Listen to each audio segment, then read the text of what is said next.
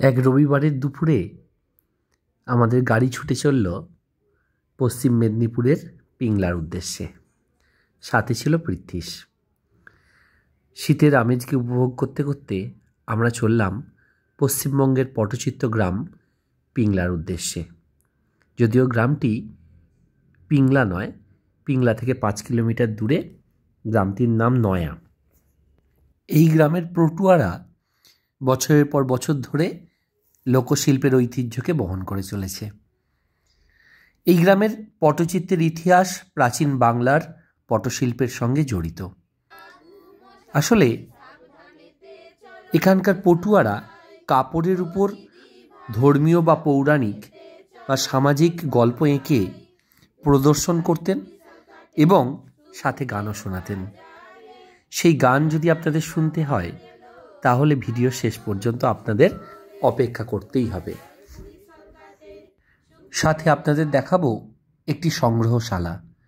পটশিল্পী বাহাদুর চিত্রকর পিংলার নয়াগ্রামে একটি নিজস্ব জাদুঘর তৈরি করেছেন, যেখানে হারিয়ে যাওয়া পটচিত্র, মুদ্রা, অন্যান্য ঐতিহাসিক নিদর্শন সুরক্ষিত এবং সংরক্ষিত আছে।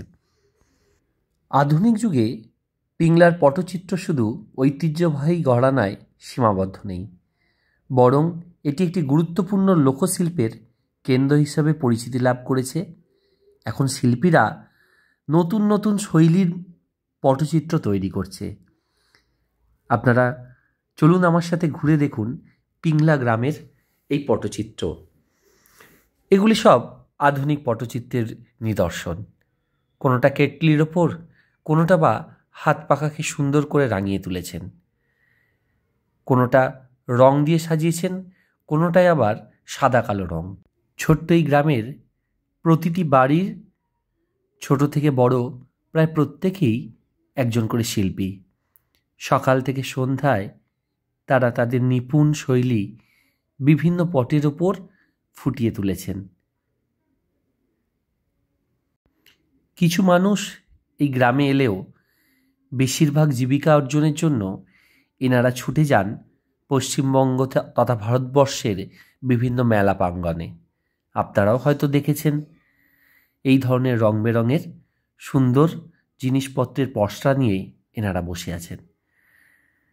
সুতরাং চলুন এবার আপনাদের এই পটচিত্রের সেই পুরানো দিনে একটু ঘুরিয়ে নিয়ে আসি, সেই ঐতিহ্যবাহী পটচিত্র এবং তার সাথে গান শুনি।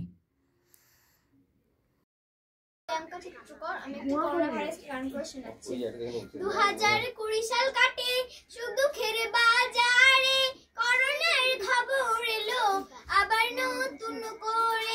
2020 সাল কাটে শুধু খেরে বাজারে, করোনার খবর এলো আবার নতুন করে।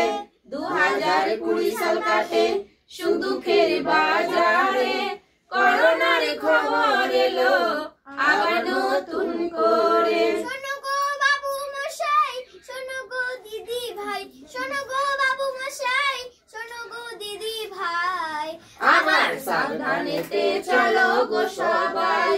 বাবু মশাই সাবধানেতে চলো গো সবাই।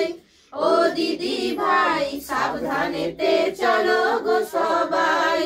2020 সাল কাটে শুধু খের বাজারে, করোনার খবর এলো আবার নতুন করে।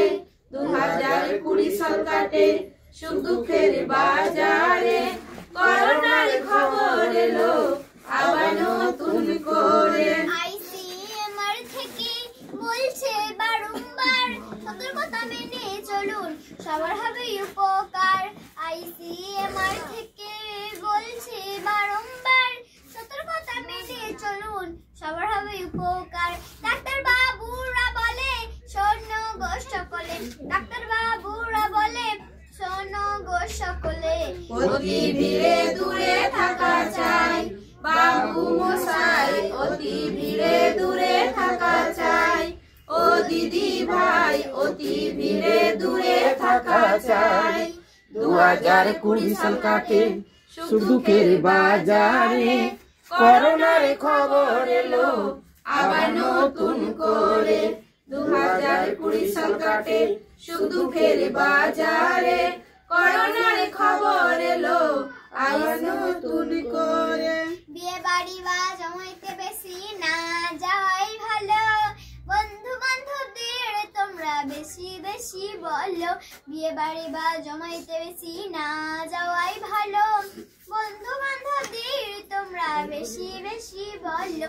শোনো শোনো তোমরা সবাই সবারই বলে যাই, শোনো শোনো তোমরা সবাই সবারে বলে যাই। দূরত্ব বোঝাই রাখা চাই বাবু মশাই, দূরত্ব বোঝাই রাখা চাই ও দিদি ভাই, দূরত্ব বোঝাই রাখা চাই।